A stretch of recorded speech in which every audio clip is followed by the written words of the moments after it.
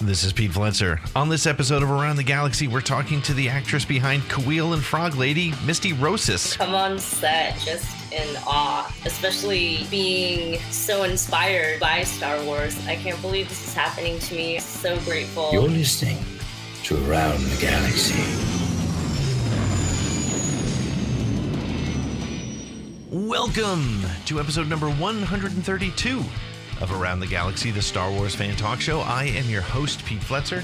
Thank you so much for joining us today. If this is your first visit with Around the Galaxy, welcome aboard. Thank you so much for joining us. And if you're a return visitor, well, thank you for coming back. Every single week, I am incredibly fortunate and privileged to bring a conversation between myself and another Star Wars fan to you. And the Star Wars fans that I speak to range anywhere from, the people who have a social media voice, to musicians, to personalities, to celebrities, to super fans who are actors, to Oscar-winning effects artists, to those that bring our favorite characters to life, which is what we have this week. This week, I am speaking to Misty Rosas, and to let you in on this conversation, I think, is a gift, because Misty is an inspiration. The way she talks about her love of what she does, her singing career, her acting career, her motion capture career, the love and passion and commitment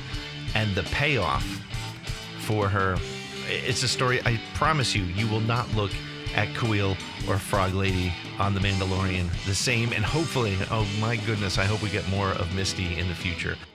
Before we get started, though, I do want to remind you to make sure you hit that subscribe button, because we do have two shows that come on the Around the Galaxy podcast feed every week. On Tuesday, you get this show, but on Saturdays, you also get a show called Disturbances in the Force. And on Disturbances in the Force, we bring you all the Star Wars news from the previous week, and we do it in under 5 minutes. We say, give us 5 minutes, we'll give you the galaxy. And we mean it every week. No spin, no controversy, no clickbait. Just here's what's happening in the Star Wars universe. Because look, I get it. There's a lot happening. You can't keep up with it. I can't keep up with it. But somehow we bring it to you every Saturday morning.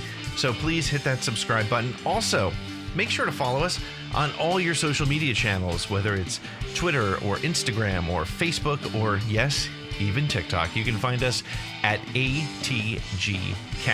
You can also head on over to our website at atgcast.com, and there you will find links to every one of our previous episodes, all 131, and all the Disturbances in the Force content. You'll also find links to our merch store, and you'll also find a link to our Patreon program. Our Patreon program is the only one for as little as $3 a month that gives you exclusive access to our guests when we record. You will get a weekly link to be a part of the live virtual audience, and hey, your comments or questions may be a part of the show. So stick around. We'll be right back with our interview with Misty Rosas after these words. This is Misty Rosas, and I have had the best time ever on Around the Galaxy. Misty, how are you? Hi, I'm good. How are you? Thank you so much for hanging out. Tell me, I just want to get started by just mentioning, a lot of people don't know, first of all, that you have been doing this for a while, and that you're also a singer and a dancer. And you when I was doing the research to prepare, I was so excited to see that you have an amazing singing voice, and that you're an amazing performer. How long have you been a singer and a dancer, and is that where it started? Yeah, I mean, I found out that my dad's side of the family, actually, I come from musicians, but I never really met them, just due to the splits of families sometimes. So once I found that out, it really did make sense to me. I have been drawn to music my whole life, and my parents as well. I mean, we grew up on artists like Frank Sinatra and Dean Martin. Johnny Mathis is their favorite singer, which is, Misty. That's where I get my name from. Oh, that's awesome. So yeah, it's I've been singing since I was in the choir in kindergarten. So, but I didn't really take it on really not until about 2009. And at that point, it was something that I trained hard for, and I studied. I went to Nashville to take courses in songwriting as well. So Hmm. it's always been there with me, but I really dove in 2009, and that's just been a really special journey. And really, I honestly, that journey is what helped me to connect so well in my audition for Kuiil, which is, I personally feel, is why I was able to book that role. So, all right. So you have to tell me, how's that connection between music and Kuiil? It's about the journey. I've learned so much about taking it as an artist just simply because you love it, not for some sort of end goal, but for the sake of creating something. And it's been, just I learned so much. Like I decided to invest everything that I've ever worked for and made into that project, and creating the songs and recording and creating music videos, and working and, being on stage, opening for Air Supply and stuff. Yeah. It all takes money, because I've never believed in asking someone to bring their talent onto the stage with me without paying them. So everybody gets paid. And so it's kind of, it's been expensive, but what I learned was, like, when I absolutely had nothing, which was 2018, just before I auditioned for The Mandalorian, learning to be present in the moment. It felt like I had just been through war. And just beaten down, having to work 3 jobs that also allowed me to be able to, say, hey, can someone cover for me just in case I get an audition? So it was humbling. I know how hard sometimes you work, and there's not necessarily a payoff for a very, very long time. I've been in this now for 11 years, and, just kind of, it builds your character. And it reminds you what is really important, which is literally just the love and the joy of doing it and creating. So, yeah. That's amazing. Yeah, that's wow. It's inspirational to hear you talk that way. And it's I have to ask, were you a Star Wars fan before you became a part of The Mandalorian? Yeah. Actually, just a few weeks ago, my mom asked me, and I'm like, not sure where all these pictures came from, and they were out of her, special albums that she's made since the time we were babies all the way up until now. And she asked if I would put all the pictures away. And I just happened to be, scrolling through all the albums, and I found a picture of me when I was 3. And I had a little Star Wars shirt on. So, I know it's because my dad and my older brother and sister, they were very much into it. And so anywhere they went, I wanted to go. So, but yeah, The Empire Strikes Back was the first one that I really understood, which was intense, I will say. As a 6-year-old, I was quite overwhelmed by that. Sure. Yeah. But then Return of the Jedi came, and, obviously you meet Yoda in Empire Strikes Back. And I've always been fascinated with puppets, because, I knew that he wasn't real, but he was real. Right. I was like, how did they do that? So to now come into that type of performance, it's really, really special. And yeah, I'm grateful just every day to be a part of it. Some things just seem like they're meant for you. So. Yeah. So how did you get, as I mentioned before, you were Amy, the gorilla in Congo. You were Sid, the science kid. As I was saying before we got on, like, I've been watching you for years. I had no idea. My kids my daughter was a huge Sid fan, and, some Muppet Babies and some stunt work and things like that. How did you first get into stunt and performance art like that?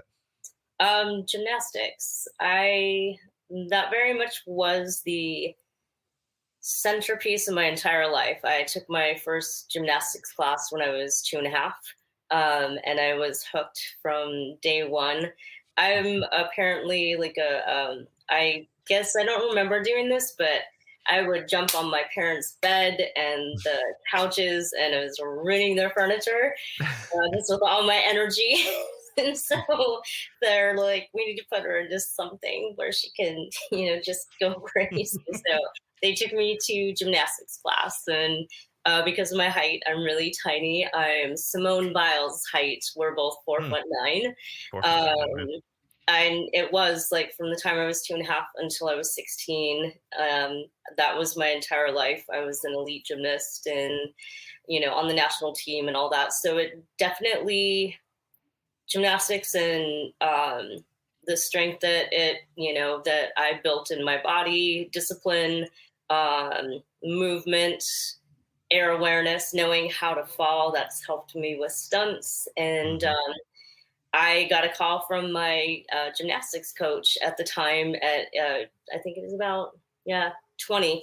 And they were looking for, they narrowed it down for Amy, the gorilla in Congo, and the other gorillas as well, the gray gorillas. The best body type, the best people for that type of work would be gymnasts, because we have tremendous upper body strength and coordination and cardiovascular strength. So I was at college, and then suddenly I just decided to go to this audition, and I booked the role. Originally, I was cast as one of the gray gorillas, which I thought was cool because it was me and all of the guys. But the production realized that, the role of Amy was so intense. So they brought me on to Team Amy with Lorene No. She did all of the very subtle acting work, and I did all of the stunt work and intense stuff at the end with the volcano and all of that. So that's how I got started. And dance class, I remember ballet bar was part of our training. So again, dancing was part of my journey, but I didn't train or study as a dancer until later in life. So.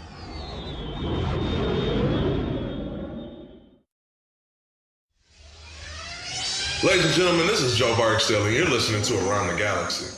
You had this great opportunity to do performance art and acting roles like that. How exactly did the Mandalorian role come along? Oh, it was crazy because at the time I was just so focused on music and that part of my life. I remember my agent, and she just wanted to wring my neck because I had not been focused on that part of my career with, suit performance and all the motion capture. And I did not have an updated reel. And she's like, I really need you to get that for me. He's like, yeah. I'll get to it. And I remember that casting, and again, we didn't know what it was for. So it gives me heart palpitations to think of what I was blowing off. Right. And I would send her just little clips and stuff. And she's like, you don't have that in a reel. It's like, no. But, they, kept seeing obviously bits and pieces of my work. Legacy Effects, I've been working with them since Congo. We've done a great deal of work together with different characters. So I know that they were vouching for me. And finally they're like, just bring her in, for an acting audition, for a cold read audition with Seraphin Casting. So, and again, this is where the music career and journey comes into it, because just before that, I had a major issue with my ears. Even for my audition for Seraphin, I was without my left hearing aid, which is the one that I rely on most. I have a little bit more hearing in that ear, and I went to my ear doctor, and they could not put my hearing aid back in. So I had only, I just did not have hearing there, and I was relying on my right ear, which I've been born with that hearing loss, and it's 65% of a loss. And I remember calling her going, I don't know. It's a cold read audition. I need to be able to hear, whoever is reading in the scene with me, and I cannot hear well at all. She's like, well, I think you should go. And, if you can't hear them, just, have them speak up.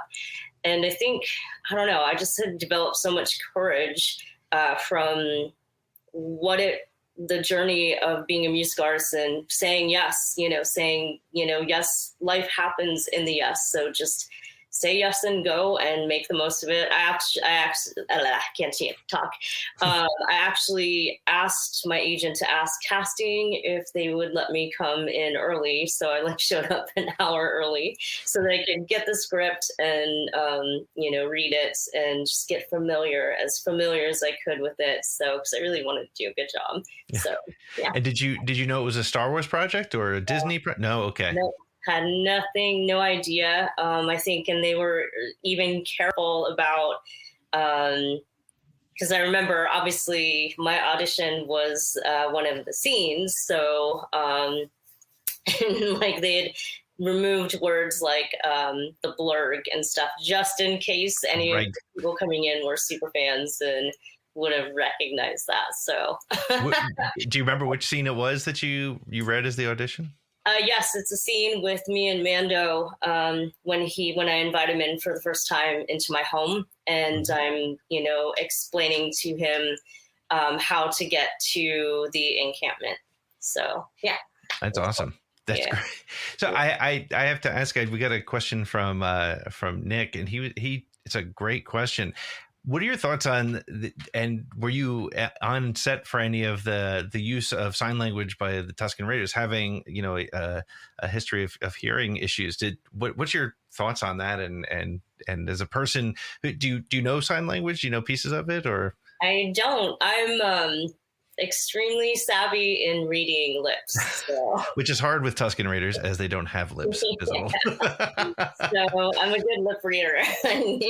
But no, I don't know sign language. But I think that I loved it. I think it's important because what people don't realize is oftentimes when you're born with, I like to call it a handy capability, you just kind of feel less than. And so, and there's like sometimes a lot of shame around that, and I've dealt with that as far as being a singer-songwriter too. I've oftentimes thought, well, maybe I shouldn't be doing this, but my heart's like, you know what, just do it because you love it. And it's something, and again, Star Wars, it's a feeling.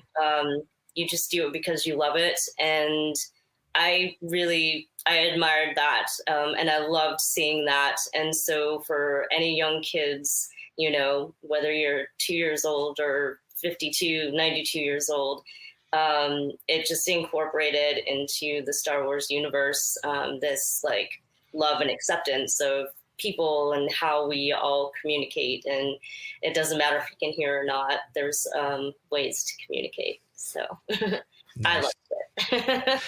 So you got the role of Kuiil, and you started. Did you meet Nick Nolte at all in the preparation, or did he just he recorded? If I understand correctly, he recorded very separately from a lot of it, didn't he?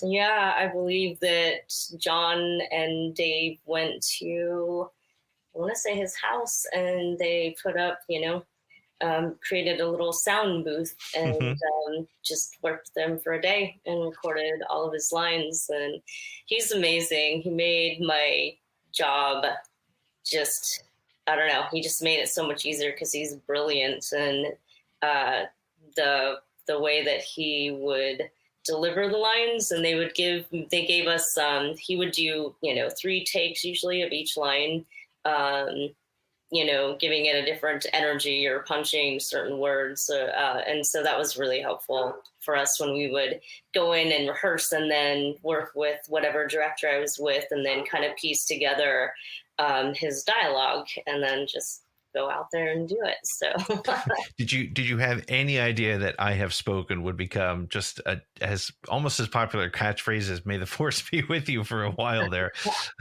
No, I thought it was cool. It's another moment too where because I chose to take time off from my career, and especially at the time that I chose to do it in 2006, I was doing a lot of stunt work. But I went to yoga teacher training. I've been practicing. I found yoga in 2001, mostly to help keep my body, healthy and, in one piece from all of this work, because it's really, really physical. But in 2006, I went to teacher training to become a yoga teacher. And so I've been teaching yoga ever since then, kind of just on the side. It's my way of also giving something back to everybody to help them to heal, and also to develop their courage and to literally physically open their hearts again to be able to feel their way through life and really maybe circle back around to what they love to do too. So he does have very much that yogi type of energy, that wisdom that comes from life experience and being kind of like a teacher in a way. So yeah, I feel like that was the line, if it's almost like they chose that scene, and it would be very telling if an actor understood, the depth of this character. So, yeah. As working in the suit, did you get direction as to how to deliver certain lines, or did they just kind of turn it over to you as sort of the performer and just let you feel how Kuiil would be on set in the Yeah, they let me do my thing. I had written notes and stuff, and I had rehearsals with Dave Filoni and Rick Famuyiwa and Deb Chow. And we would kind of work through scenes and stuff. But, as you know, I've been doing this type of work and creating these characters since the very beginning of my career. So it's more of like helping to, at one time it's, me, it's Nick Nolte's voice, it's my puppeteer that puppeteered eyebrows, and then, getting the dialogue to,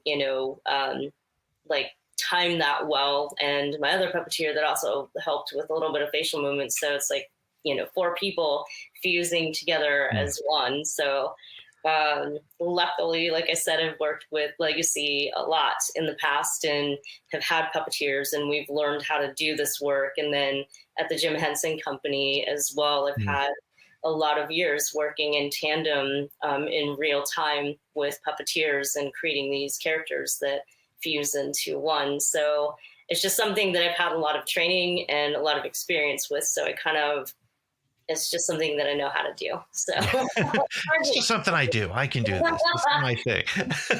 So do you find do you have a preference between like motion capture work or full costume work, or is it's obviously I would guess it's a little bit of a different approach for each one, maybe?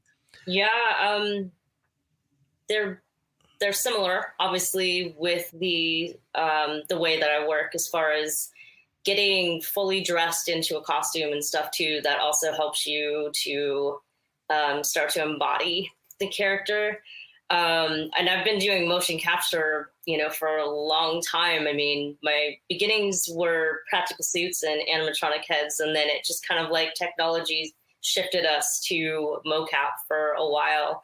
And, it's nicer sometimes to not have like the head and the weight and the air and oxygen deprivation. But with motion capture, with those characters and those shows, we are our own stand-in as well. So literally there's no breaks, like you're on the floor the whole time. So it can be very draining mentally and physically, because you're dealing with props and objects and things on set that just aren't there, and they marker things off with tape and a lot of CVC pipes.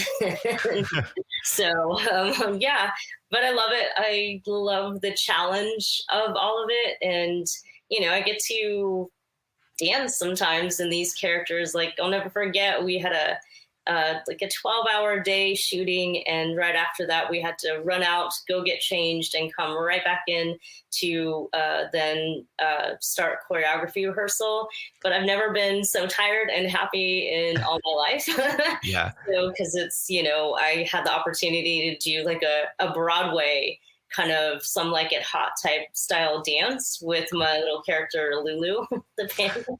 It's like, what is happening? How does this, how did I get here and get to be able to do everything that I love? So yeah, it was really fun.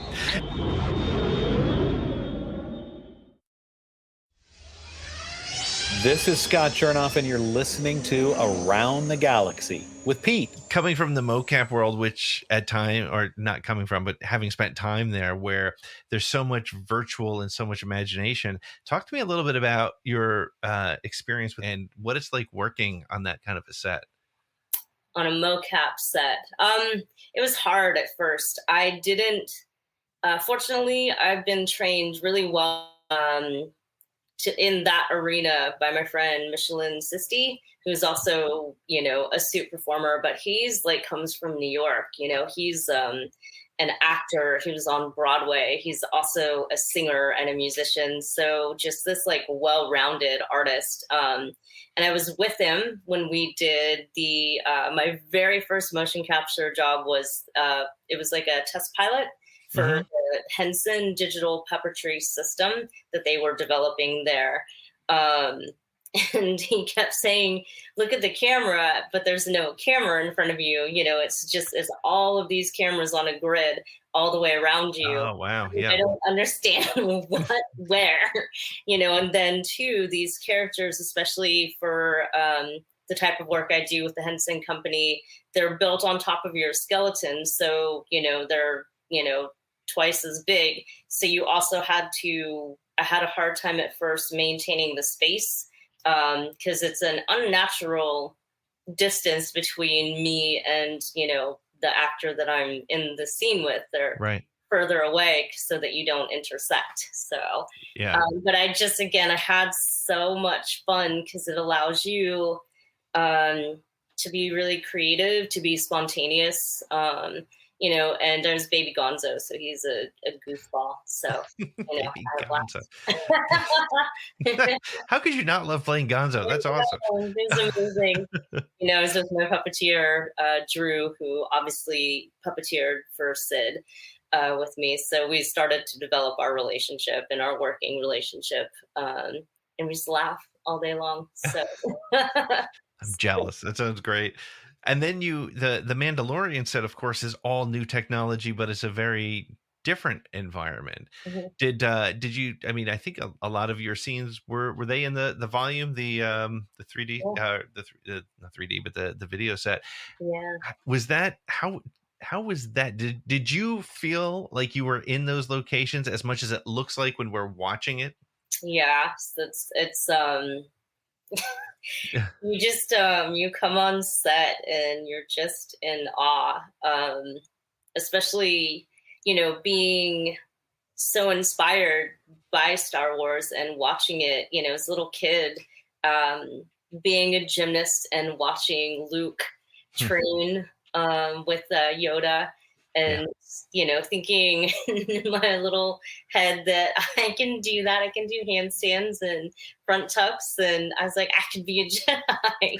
So then, walking onto the sets, like I would get teary-eyed sometimes. It's like, come on, get it together. So on set once when they went into, the hyperspace and all the stars went, like, oh my God. Hey. So, yeah. Yeah. Well, I mean, yeah, that's, I can't even imagine what that would be like to, just purely as a fan moment. It must have been insane to just be there. Yeah.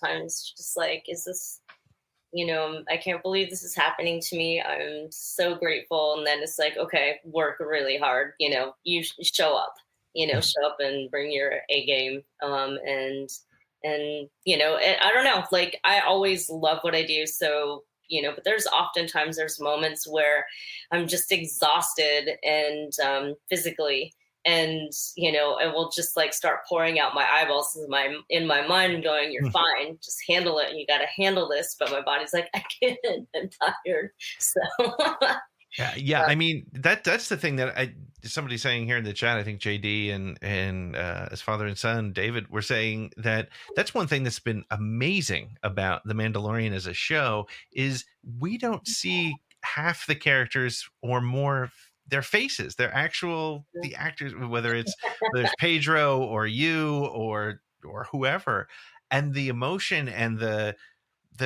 I mean, when Kuiil, died at the end, spoiler alert, of season 1, I was devastated. I mean, this little guy I just became such a fan of.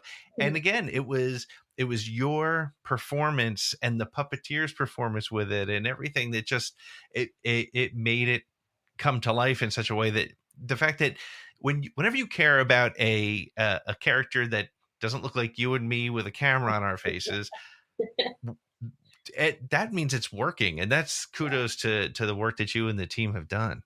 Thank you. Yeah, we worked really hard. I mean, didn't have a lot of time to be in the suit because they were obviously putting it together and getting everything ready. But it's just like we would arrive early to set, and I would run to the puppeteering rig and chat with my team first, and then go on set. And my team would come with me. They would just stand as close as they could and watch what's going on, and then run back over after the rehearsal was done, so that obviously we're getting a feel for how it was going to come together. And then I would listen with headphones on of all of Nick Nolte's lines, and I would get to choose first, but then the director that we would be working with, they would also listen, and we would, discuss what sounds good, what's going to work. And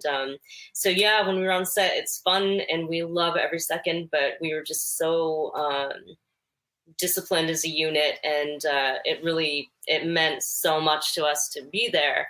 That we worked really, really hard, and we stayed really focused. So because we love it so much, and we really wanted to, give the audience that journey with Kuiil, because it's not, a very long one, and we know what happens. And so every moment on camera just meant everything to us. So. Yeah. And that comes through. And I think that's one of the things, about Mandalorian as a show. I think, as fans, we see it all the time. And you probably see it in the feedback. People are like, I wish the episodes were longer. I wish they were longer. And yeah, I wish they were, weekly 2-hour movies as well. That's not going to happen. But what I think is amazing about that show is the performances have to be that much stronger, because you only have 40 minutes a week to advance the story. And like you just said, and I hadn't thought of it that way, every moment that you get with Kuiil or Din or Grogu or whoever has to work, right? I've said it a lot about the way Filoni tells stories is there's never a wasted frame. Like people say that was a filler episode, but every episode, every frame has purpose. And that must also add to trying to bring that to life as an actor. Mm-hmm. Yeah.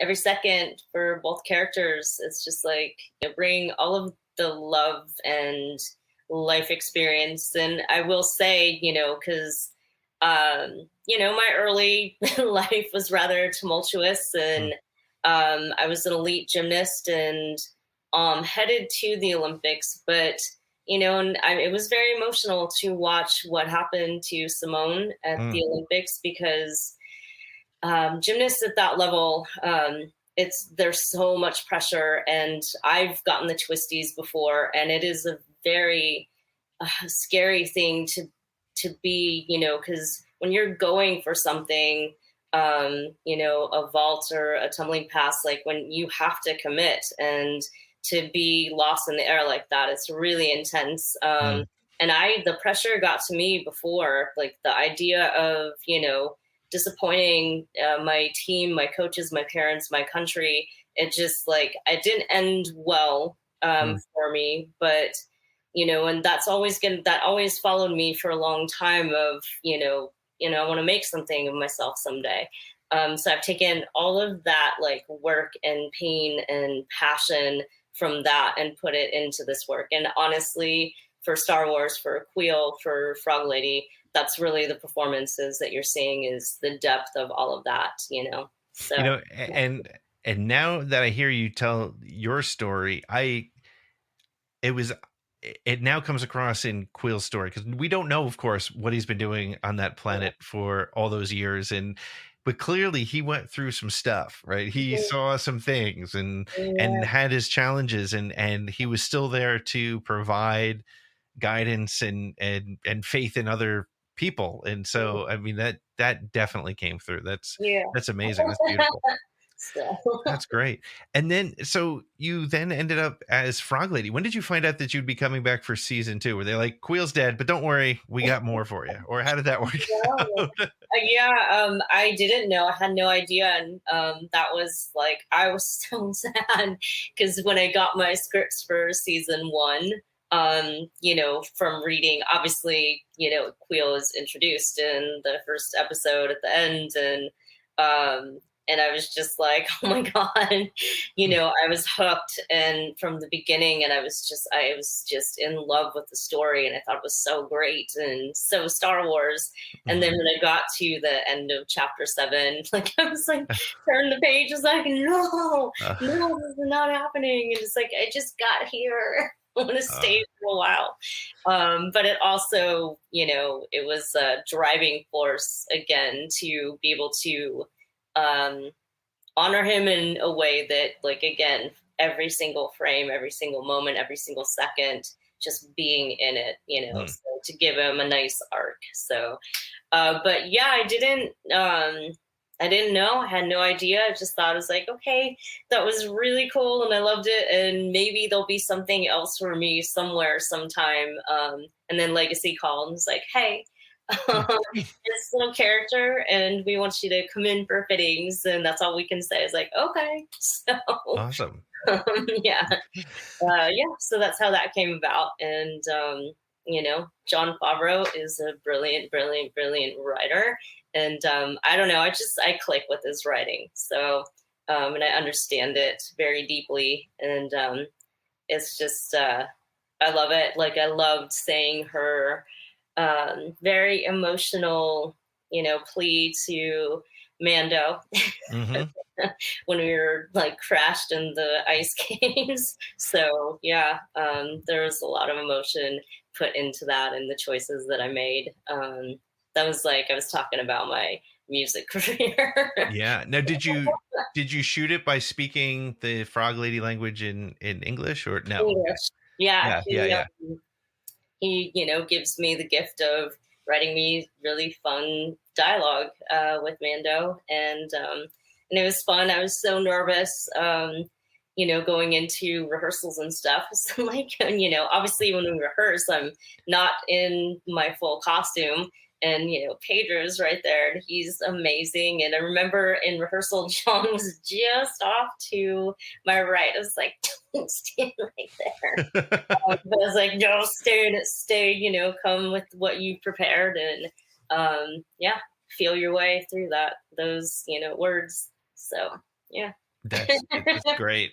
So I got to ask, Matthew is also asking from the chat, did Frog Lady have a nickname on set, or was she Frog Lady, or... My crew, Tamara and Dawn, who was my team, we called her a little bit.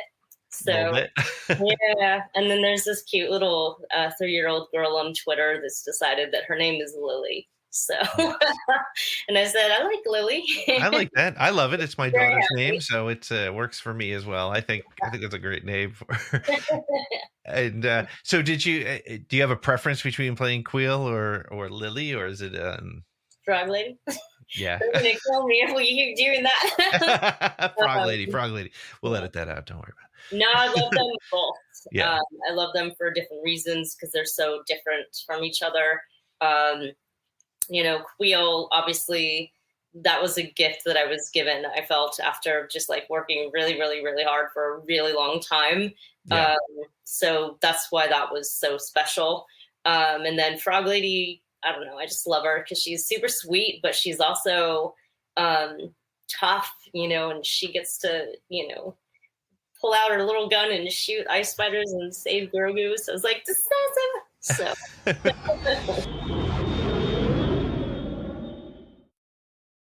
Hi, I'm Sean Kennan, and this is Around the Galaxy. What was it like working with the Grogu puppet on set? Was it? It looks like magic when you watch the gallery episodes, but Yeah. I love him. Yeah. I always laugh and remember and they tell people because like I would always just be drawn to him. And I remember Deb saying like it was like, you know, especially the scene where he's just sitting right behind me and I'm building him a new pram. And she's like, Mist, don't touch the baby. Remember, you're a grumpy old man. You know, kid. It's like, I know. I promise I will pay him no attention when we're shooting, I swear.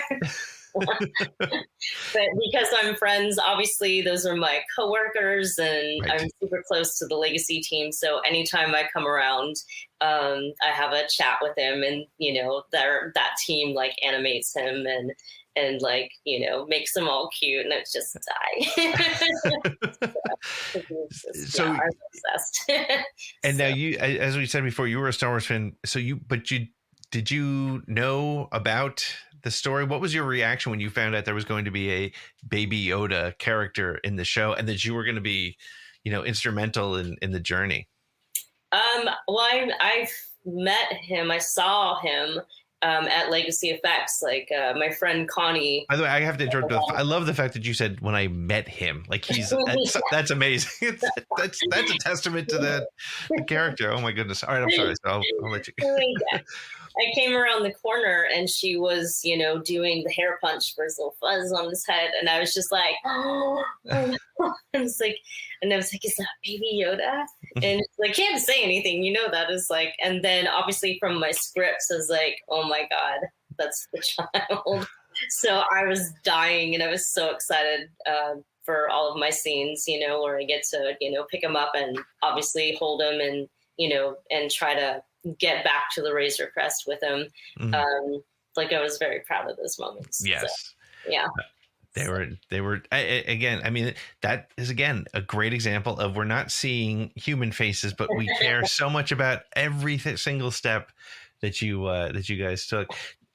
Did you expect any of the controversy about the Frog Lady's eggs and Grogu eating them? No, because people didn't freak out when he ate a whole frog in front of Kuiil and Mando. You know, but I mean, for me, just knowing people and really connecting with people deeply in the yoga room, because I teach Bikram yoga, and it's intense, and people go through stuff in there, and they start to shed, you know, emotional stuff. Like I was very aware and not surprised, you know, because we were how many months into the pandemic at that time, and people were going through stuff. So I think that people's triggers were very heightened, you know, so I don't like to, you know, joke about or anything. Sure. And I respect, you know, people's feelings and stuff on the matter, but really I didn't take it that way. And, you know, obviously Peyton and Dave and John and everybody on set, because, you know, really he's a baby. He's growing baby. So he's hungry all the time. Mando's never had a family, never had any loved ones, never had parents. So he doesn't know, he's learning how to take care of him. And, you know, here these characters are in this extraordinary circumstance, and it obviously becomes very much about survival. But I feel like there was a little arc with that, and that's, you know, when they put in that lovely little scene at the end of chapter 10, you know, where we're all together, and, you know, it gives people an opportunity to see too that, you know, Frog Lady, there's lessons to be learned, and to be compassionate and empathetic with people when they make mistakes or because you're going to as you move through this life and through your lessons and stuff. And it's just like about love and compassion and caring for those that are innocent, that cannot, necessarily take care of themselves on their own yet. And just, it was so cute. I was hoping that they were going to keep it in. There was one take where we're at the bowl and Grogu's right there and he's just loving it. And it's that aha moment for him. Like, he felt bad and he understood, the lesson.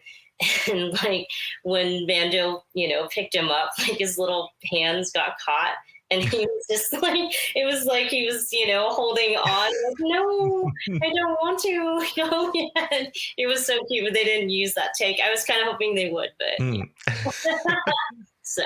But I think you bring up a great point, and I think that I wish more people would respond the way you just did, right? Whether it's that concept of, and I'm with you. Like I didn't see it that way. I thought it was being played for comedic effect, and it was, it's like you said, it's a baby who's just getting into trouble. I mean, I have a puppy and he's getting into trouble. Yeah. It's the same thing, but I think we could all benefit from being a little bit more aware of, to your point, pandemic has amplified any of the trigger points that we have, anything that's emotionally exposed, right? Mm-hmm. And that triggered a couple people, and people just need to be a little bit more.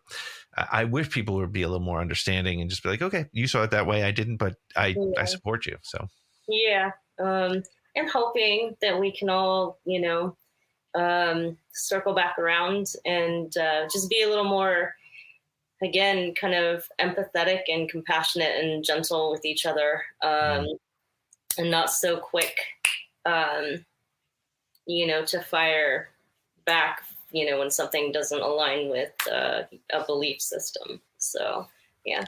Like that. That's great.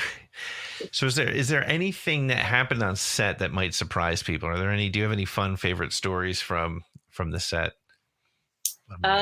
Yeah, with Kuiil, people, the backpack that I wore, that's where, all of the animatronics and the board and the motors and servos, everything was in. So it was super, super, super, heavy.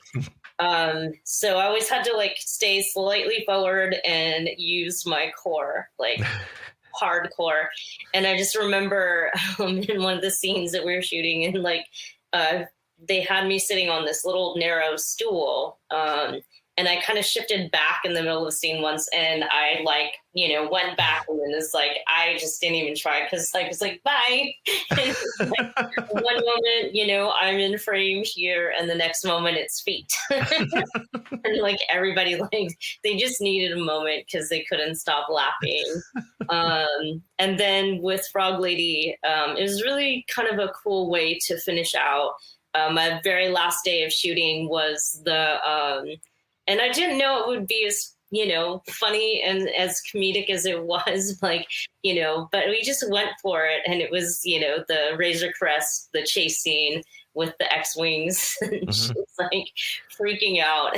And, the last take we did, Peyton's like, okay, miss, just, this is the last one. Just give it all you got. And then, I could hear him in my earpiece, and he's like, I'm going to, call out and left and right for timing for both you and Mando.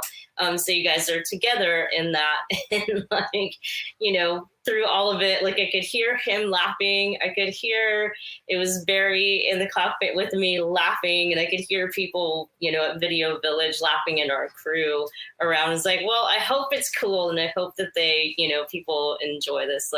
And I broke. I finally just started laughing, which is never a good thing because you're oxygen deprived. But I just couldn't help myself. We were just having so much fun, and I'm glad that kind of was a fun moment for people, and the memes are hilarious. So, that's awesome. Those characters. And do you, as a fan, or maybe not even as a fan, do you go online? Do you sort of watch how people are discussing the characters you're bringing to life? No, not really. Like, I mean, I have the interaction on my social media with fans, which is always it's always been very sweet. That is a rule for me. The way I conduct myself always is to just, inspire, encourage, and, really care about people. Just always keep it about positive energy. And so that's what, like, it creates a ripple effect, and that's what I get back. A friend of mine did send me, it's a compilation of all the podcasters, the Star Wars podcasters, and their reactions to, chapter 7 with Kuiil. And it actually made me cry because, like, it's just like literally one after the other. No. And I just remember these cute girls that do a podcast. They're like dressed up in their Chewbacca costumes, and they're like super upset, and they're just like, and I can't believe, he died saving Baby Yoda. And they're like, I hate Star Wars. And they're like crying. Oh. It was just it was very sweet. So it was really special to see that, and to, take in how much these characters mean to people, because they really, really do mean the world to me. Like, I give it 1,000% every day on set. So. Yeah. My son, I remember, was watching the episode. He's turning 9 next week, and but at the time, I guess he was 7, and he was watching it, and he was like, he's going to get up, right, Daddy? I was like, oh my God, don't break in my heart. I had a tough time with it. Now I'm going to have it with him. So it was, I mean, that's great. And it's, you clearly, I'm so happy that we've had this conversation, because now I know where it comes from, and it's great. I guess the biggest compliment I can give you is that it comes through, and those characters now, the emotion that you brought, the history you brought by putting Misty into them, versus just sort of like having, I think as fans, sometimes we just make an assumption that, Dave Filoni's on set saying, okay, so here's what Kuiil's story is, go, right? But the reality is you're bringing all of you into that, and it really shows. And we're, as fans, really lucky to have had you in the series. And so thank you for all that you did. Thank you so much. So it's meant the world to me. So amazing. Be here now. So, so I'll ask. I'm sure you can't answer either way, but have you gotten any calls for any of the other Star Wars shows? Will you be in there anywhere? I'll just say it's my biggest wish. So it was my birthday wish. So. Good. Well, hopefully that wish comes true. Are there any other franchises that you're a big fan of that you'd love to be a part of? Star Wars is the big one. I mean, what else is there, right? It's like the ultimate. What I'm doing now is, like, actually this month, in a couple of weeks, I'm, acting in an indie film, as a character that's not in a costume. So, it's going to test my courage. I've been working on the script and extremely excited to be a part of it. Obviously there's nerves, and one of my favorite directors that I work with, Hugh Martin, I've been chatting with him, and I was like, no, I'm not supposed to say it, but I will say I'm nervous. And then his, comeback was brilliant. He's like, well, if you weren't nervous, you'd be dead, hun. So like, that's so true. So, just kind of embrace it, and, give this character as well 1,000%. So, yeah. So that's awesome. Well, you're quite an inspiration, and it shows in all of your work. And thank you so much for spending some time with us. Where can people keep up with you on social media or wherever? I think the place that I, tend to be most active is on Instagram. But I do try to, keep up with everybody on, Twitter and Facebook. All of my music stuff is on YouTube, all of my songs, as well as music videos and lyric videos. So, yeah, I'm around and about. Well, it's amazing. And if I encourage everybody to go and, first of all, check the link in the notes below, but you have to go and check out Misty's music, because it will blow you away. It's so good. Well, that wraps it up for this episode of Around the Galaxy. If you had fun, please like, subscribe, share, and review it. If you really had fun and would like to be part of the live virtual audience, please check out our Patreon page at patreon.com/ATGcast. Make sure to follow us on Twitter or all your social media at ATGcast, and go to our website, atgcast.com, for more information about the show, merch, and all kinds of great links. Around the Galaxy is copyright 2021 Pete in the Seat Studios, and our music is by the band Silver Colored Knob, which can be found wherever you find music.